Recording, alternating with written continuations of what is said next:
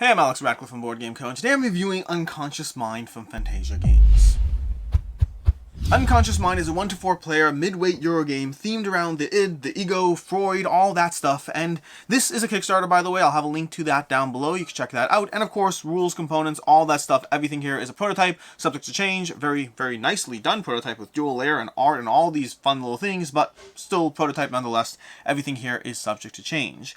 And with that, let's go ahead and talk about the game. This, like I said already, is a 1-to-4 player mid-weight Eurogame. A 1-to-4 player mid-weight Eurogame of interweaving mechanisms as you try to figure out how to heal your clients, not patients, mind you. This is still experimental. These are all clients, not patients, as you figure out how to build out a tableau in the most rewarding fashion, in the most rewarding sense possible as you move your way towards the end game and score as many points as possible. The basic idea in this game is its worker placement, but it's worker placement with a ton of things that all weave together.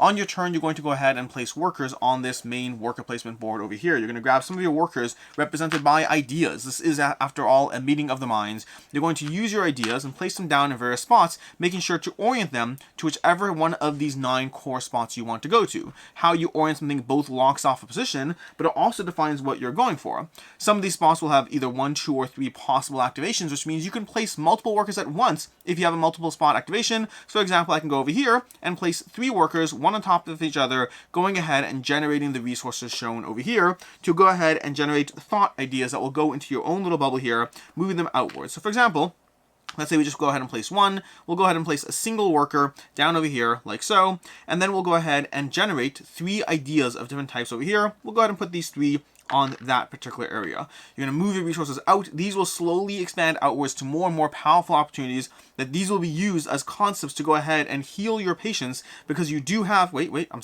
clients, not patients. Gotta be careful with that. But you're going to go ahead and do that action over there.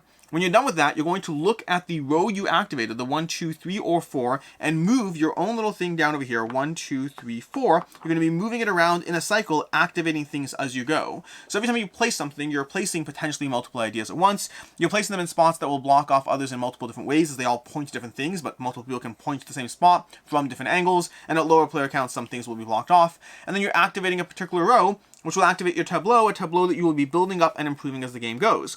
So for example, when you head over here, you can go ahead and unlock an extra worker, an extra idea that can now be placed along with your other workers, and you'll slowly unlock that. As you move down here, you'll start unlocking the abilities on this row, generating one idea over here, one of these, and then going ahead and possibly using these. Look, I can go ahead and turn that into one of these. So I can cache that back and then put one, actually I just take it off over here and put it over there. I went ahead and upgraded that over there. As you move further along this row, you're going to unlock more and more things, and as you grab more tiles, as you fulfill rows or columns, you'll also unlock these, which will give you more upgrades whenever you complete that row. That's going to be true for columns as well. Whenever you go ahead and activate columns, you'll also move these things down, and that's particularly helpful because as you move back along this row, the next time you go down, you have the opportunity of activating a full column, or alternatively unlocking another worker. So you constantly have these opportunities, these options as you go through the game. And even though this has a still the same ability, if we keep doing that, you'll be getting points every single time you do it as well. So there's a lot of points, a lot of things to be mindful of as you build out your tableau. So again, basic action, you place your worker, you go ahead and do the worker action, you go ahead and move your thing around the board as you try to figure out which element of your tableau you activate, and you're slowly building that up as you go. As far as the core actions in the game over here, the core actions are going to be gathering resources, upgrading those resources, trading in some coffee. You're going to have coffee in the game as well that you'll be trading in. Here's our coffee marker. You're going to be trading that in to get more cards from this row over here, trading in 2 coffee to get a card and activate ability, or trading in more coffee to activate grab the card and activate both sides of the ability. Over here, you're going to be going ahead and gathering some of these articles over here. So you're going to be gathering these cards over here, drawing them into your hand. Again, you can activate this multiple times. So I can go ahead and place 2 people, for example, into the spot down over here, and then draw 2 cards, having these 2 cards which I'll be able to use for either their effects, their sidebar, or alternatively for their actual just straight up their action right there. From there, you'll have the opportunity of playing cards over here, and you'll have the opportunity over here of moving your person around this main board, a whole area we haven't talked about, or alternatively moving Freud around the main board as well. So, a bunch of things we just talked about. We've talked about some things. We talked about how gathering these elements over here, every time you go over here, you're going to go ahead and gather cards over here, paying in your coffee necessary, gathering one of these tiles and adding it to your board after taking its action, which will be slowly building up your tableau as you're going through that, flipping over this over here, so you have that now over there. So you have that element of tableau building here. which will generate more workers, generate more ideas, unlock these things over here, which will go into your main board, and these are going to be essential for some other aspects we haven't even touched upon just yet. Meanwhile, you have the opportunity of playing these cards and of publishing scholarly journals as you go through it. So when you play these cards, using this action over here, you'll take the benefit on the bottom part, and you'll be able to use their spots over here on the same board over here. A lot of elements on this board are going to reference variety of symbols you get from healing patients, from having cards in play, a whole bunch of things. But for right now, let's pretend we go ahead and publish most of these over here, and we go ahead and publish a book. When you have these, you have the opportunity of lining these up and publishing a scholarly journal over here, where you're going to go ahead and take one of your markers, putting it down, one of your core markers in your color, putting it down over there, getting the 6 points, and still maintaining those symbols over there. Additionally, players will have the opportunity to use your own research. People will use your ideas, which might seem unfair because why are they getting the thing that you got? But you get credit for it. You get ideas, you get points, and they get to take things a little more easily as they publish their own books, because these over here, they come in a variety of different sizes, giving you more and more points. The 2s, the 3s, and the size 4s over here are giving you a bunch of ways to get more and more points, more and more spots, and slowly move up this track, which is also where you'll trigger the end game. A lot of things happening here. I know this all works. This all merges together nicely. So that's what we have over here. Let's talk about your patients, though, because your patients are a key part of the puzzle as well. You see, you have your patients over here, and your patients want to be healed.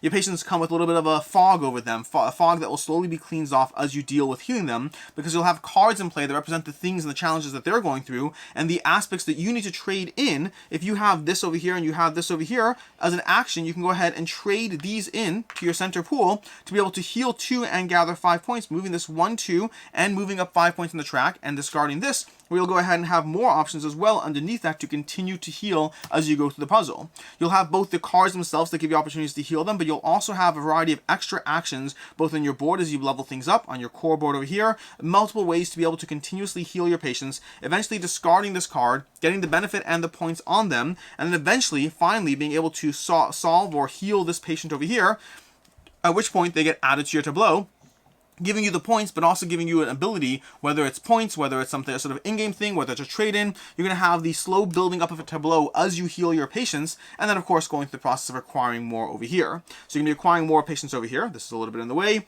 where you can choose new patients, drawing more aspects from the deck, and then laying them over them to have your patients in play as you figure out the best and most efficient way to heal them throughout the course of the game. The last aspect of the game touch upon, and note this is not a rules overview, we're touching upon a whole bunch of aspects, trying to give a sense of the interweaving parts without going into every little rule. The last aspect is going to be this section of the board over here. This section of the board is where you and the other fellow doctors are going to be wandering around the board, moving around to different locations, because as you trigger different things, the benefit of being in certain locations will help you. As you move around the board in different areas, you're going to be looking at symbols that you have on your cards and your patients, on a whole bunch of things you've done over here, and you're going to be activating those locations equal to a number of times you possess that symbol, including where you are and including where Freud is as well. Additionally, throughout the course of the game, when you have the opportunity to pull back patients, pull back your ideas, we haven't talked about this part yet, but you have to eventually pull back your workers, and the way that works is at any given point on your turn, you are either placing workers or pulling back workers. When you pull back workers, you're going to get more coffee. You're taking a break, you've retrieved your ideas, and you'll get coffee equal to the number of different places you pull back your workers from, advancing your coffee dial, but also being able to take one of the actions, take the action from where your person is as well. So you're slowly be taking these options over here, covering up the different spots on the board, taking those rewards as you go through this. And one thing we're not going to heavily get into, but there's a bunch of these area control regions as well, here, here, and here, where the more symbols you have of those colors, you'll be able to take some of your own markers, placing them down in different spots, and being able to lock off those locations, getting a chunk of healing and a chunk of points on those locations as well. There's a lot going on in the center board as well. We're not heavily diving into everything. There's a lot happening here. So let's just do a quick recap. And well, before we do the recap, game end is eventually going to trigger when this moves down over here. We haven't talked exactly about how that works, but whenever you take the action, it's going to go ahead and move them. Sorry, not reaction. Whenever you get this symbol over here, which I cannot find over here, this symbol over here, whenever you get this symbol over here, you're going to be moving up this attribute as well as your own attribute, moving them both along the board slowly but surely. But everyone's moving this one, and only you are moving the other one. And as you slowly eventually move this one to the end game over there, that will trigger end game, giving everyone one final turn. We'll score one final section of points.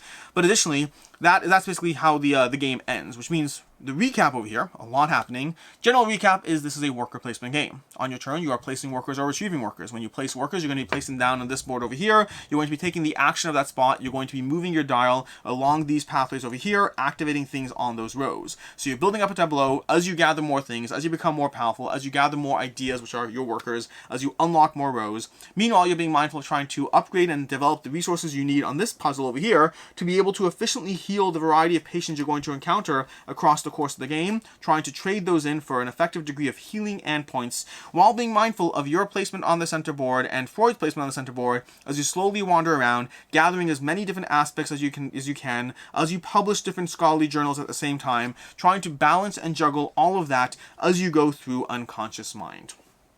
Hopefully that made sense. There's a lot going on here. Oh, and then there's these. There's these as well, which these are going to be goals you're going for as you go through the game, giving you different aspects of ways of getting more points, as well as going up on this track over here. So there's going to be a bunch of goals you can challenge for, you can vie for, as you go through the experience as well. So, let's talk about this. Let's go ahead and dive into this one. And before we dive into the review, starting off the bat, it's worth noting that a long time ago in the Endless Winter campaign, Endless Winter is a game that was done by Fantasia Games as well, and they did pay me at the time to do a Pledge Manager walkthrough, which means this over here is not a paid preview of any kind. It's not a paid video in the slightest, but at one point I did have a paid video done with Fantasia Games. So just take that into account before we dive into this review. But ease of play. Starting off the bat with ease of play, there's a lot going on here. There's a lot going on here, but it all flows smoothly in the game. The actual game is very easy to go through. The most complicated aspect you have to deal with is the symbols, and they have a great little player area covering all the symbols. And so, for the most part, this game works really nicely. It's worker placement with tableau building. That's all it is. Everything else is just how that works together and how it all fits together. It's one of those games that has a lot to teach, but you pick it up very quickly. Players who are familiar with any degree of like these basic mechanics, tableau building, worker placement, will find themselves being able to pick up what's happening as the game goes on. It is one of those games that the first half of your first game is effectively a learning game, but you'll understand what's happening as you go through it, and you'll already be able to just get a sense for it. It all fits together very nicely. This is not a messy experience. This is a well put together experience that has a lot happening, but is very easy to go through. As far as game time, I find it's roughly in the 90-minute plus range over here. It does depend on player count, on your familiarity with the experience, but I find 90-minute plus, and table space is not the worst over here. What you see over here is the main boards, the supply over here of cards, and then my own personal area. It obviously gets bigger the more players there are. A 2-player game is not that hard. 4-player game requires a decent amount of table space. There's a lot happening over here. As far as what I like, don't like, and can see others not liking, the first thing off the bat is the production value and art. The production value of even just the prototype, the dual layered everything, the way everything just looks. I mean, with art from Andrew Bosley, from I think Vincento Trait as well. I don't remember, Andrew Bosley, Vincento Trait. Yeah, there's a whole lot of things happening here as far as the sheer production value and just look of the game. This looks beautiful. This feels, I mean, this is a prototype. Right here, what I'm dealing with is a prototype. I know some things are changing, but this already looks and feels like an amazing experience, even as it is right now. And the thematic tie-in as well works. It does feel like you're generating ideas. It does feel like you're kind of becoming a better psychologist or doctor or whatever you want to call it, as you figure out how to heal and deal with your clients, not patients. So thematically, it works. Thematically, it all ties together. It feels like a sharing of ideas while you become more efficient at your craft in what works with worker placement and tableau building, but it works nicely with the theme. And the tableau building is so rewarding in so many different ways. Slowly building up this section over here, trying to find the powers and abilities, and there's a giant stack. What you see over here is not even close to what the amount of actual tiles there are. There's a ton of tiles in the game, a ton of powers and abilities that are going to be locked into your player board, generating your own unique puzzle and engine as you go through the experience, as you figure out where to place your workers to activate this, how to build that tableau, which ways to go through it, the patients you heal, the books the journals you publish. There's an absolute ton going on here and a ton of different pathways of where to optimize. What to focus on. Do you focus on your player board? Do you focus on your patients? You probably should focus on your clients. Focus on your clients. Or you focus on gathering more symbols so that you can have a really powerful central board over here. There's a lot happening and a lot that just really works ridiculously well while giving you different pathways of things to explore, even as it all ties together very nicely. And it does tied together very nicely. That's the key thing. Everything here feels like a constant puzzle. You feel like you're puzzling out how to get this and do this to address that person, to build that board, and I'll take this action, and you just took my spot, but I'll pivot and adjust and go to this other area. It all works very nicely. And the multiple worker placement spot, the idea that you can place multiple workers at once in order to trigger abilities multiple times, but then there's a trade-in because as you pull back your workers, you'll have a slightly less efficient pullback turn. It all has a lot going on, but a lot going on that works very nicely. A ton of pathways to explore in terms of the strategies you're going to go for, in terms of what you're going to try to do to get points, whether you go for points, pushing the end game, triggering different actions in a variety of different ways. There's just a lot, and it works ridiculously well as far as how it just works. It works really, really well. As far as what I don't like, there's only one thing I can really pick at. And that's that the worker placement in this game, the worker placement puzzle over here, feels less tense than I would like. In this game, there are certainly times where you take the spot I want to go for. That's not a question at all. But because of the fact that you have so many spots that point to different things, you can go ahead and you can place your worker down over here in this spot, and that's great. And then someone else can go ahead and place their worker down in this spot. And there's still two ways for me to get to the spot. Granted, now that you've just both gone there may be slightly harder for me to figure out the exact way I want to advance different numbers of dials over there. But every single spot on the board has two different ways to get to that spot, even within the same dial advancement, and four different ways to get to the spot total, and it just results in the worker placement element not feeling as tense as I would like. I almost want some of those aspects just cut out entirely, so there's a few less spots on the board to go for, so that it's a little bit more of a puzzle of where do I go. I found that this core board over here is the one area where I almost wanted things to be tighter, to be able to, because I want to get what I want. I want that aspect. I want to be able to say, hey, I want to build my puzzle this way and that way, but it's rare that I felt that sense of competition here. And I feel that sense of competition here would make this game feel a bit more interactive, where as it was, I feel that it felt more like multiplayer solitaire with a small degree of interaction. There is interaction. There's going to be times when you take that one tile that I want that fits into my engine, and so there definitely is interaction. There are times where other players will take the spots that I want. Even though there's multiple spots, they'll still take them. It will happen. But I want this center board to be tighter. I want this center board to feel a bit more punishing when someone takes the spot that I want, and I didn't get that sense from the game. That's the only real nitpick I have. As far as what I can see others not liking, first of all, this can be a table hog. It depends on the player count, depends what's going on, but there's a lot happening here. I've condensed it as much as possible, but even here I don't have things fully set up, not in the slightest. This is a table hog, or could be a table hog, especially at higher player counts. And then secondly, there's a lot of interweaving parts. This is the kind of game that, to me, it doesn't feel messy. To me, it feels like it very, very much fits together beautifully, but like their other game, like Endless Winter before, this has a lot of different parts to the point that you can finish playing this whole thing, finish learning it, and feel to yourself, feels like there's one part too much. But like Endless Winter, I don't have the part that I would take out. I liked all the parts of this game. This really works nicely. This, to me, I felt a drop more disconnected from this area on my first play, but then subsequent plays, I dove into this more heavily intentionally and managed to have that all weaving together with what I was going for. It works well. The whole thing works well, but it might be more than what you're looking for. As far as final thoughts on Unconscious Mind, I walked into this one with interesting expectations. This is something that I generally have to struggle with when a company puts out a game that I love, which has certainly happened where companies put out games that I love, and especially if it's the first game that the company put out, especially with Endless Winter. Endless Winter was a game that I adored, and so the question always is, we have this follow-up, and how am I going to feel about it? Because inevitably, in most cases, the follow-up just can't be as good as the last game. If I love a game, it's just less likely. But I absolutely love Unconscious Mind. Unconscious Mind is incredible. The way everything ties together, it gives you such a rewarding puzzle of interweaving parts that really made me feel just so rewarded as I played it. As I dove into different strategies, this really is it's a good game. It's a really, really good game that works well. I don't yet know other players' encounters. I know that they had a solid reception at Essen and people seem to like it, but I don't know what the general consensus on this one is yet for others. But I can tell you that I absolutely love this game. This game